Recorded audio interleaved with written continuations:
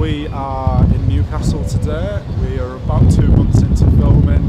I've been on a different type of journey for over 18 months now, and I'm very excited because today is day one. After having seen me at Middlesbrough Futsal Club about 2 months back, then having seen me go to Newark to do some Feldenkrais, then after our mission down to Southampton about 2-3 weeks ago, it is now November 20th, and you're about to see the base of the beautiful aim for the next year, which is Newcastle.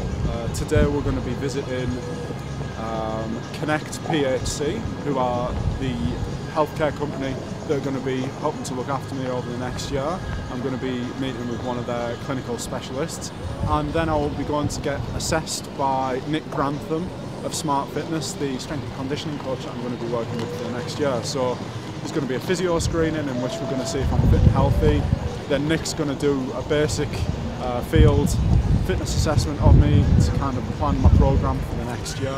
Yeah, this is the beginning of it all for real, which makes me a very happy man. I've been trying to get this together for a very, very long time now, and today it really starts.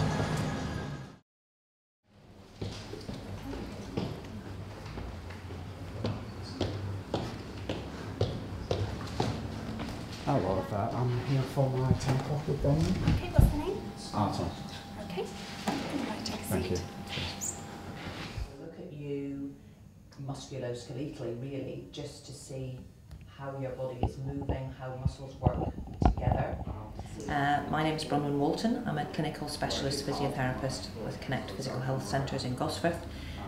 We see a range of patients coming in with any musculoskeletal problems. A lot of them do sport from an elite level right down to just recreational sport, treating injuries, doing sort of prevention of injuries, so a range of treatments on site. And what we're looking at is just really how you stand and what your body does when you're just relaxed like that, and looking at sort of spinal posture and things like that, and see that there's nothing significantly lopsided. If you turn now facing away from me. So what I'm going to do is just... Basically, the idea of physio is, or you assess the individual coming in, see where the source of their pain is. You know, generally speaking, people will come in with a pain somewhere, and you look at that and look at them as a whole and decide what structures are causing the pain, but also more importantly almost is why that problem has happened in the first place, particularly if there hasn't been a traumatic incident. And then it is a case of local treatment generally to the injury, and then rehabbing the patient in whatever means that is, with exercise or corrective exercise, postural advice, whatever. So there's a big range of treatments that we can do, addressing the actual painful condition with electrotherapy, mobilizations, massage, acupuncture. There's a numerous treatments that we can use, but then the key thing is giving the patients advice and on exercise, posture, whatever, to help prevent that problem coming back again. Certainly when you go to see the podiatrist about your mechanics, obviously, I mean, he or she will ask you about your history as well, but you know, that standing pain, that sort of instability that you're getting on that right ankle is quite significant from there. He's in not a bad state. You know, there are obviously a few issues that we've discussed this morning in relation to some muscle imbalances. There's some issues around the pelvic position which we need addressing.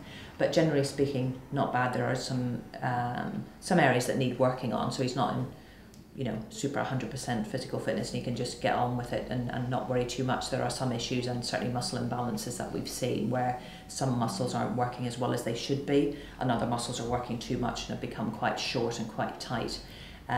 So we need to address that, and obviously I'll be speaking to Nick, the strength and conditioning coach, who will be able to he's going to be seeing him on a more regular basis, so he'll be able to address those issues, and then it may be the case that we reassess in, you know, a few months' time, just to see where we are in relation to the baseline figures that we've got today.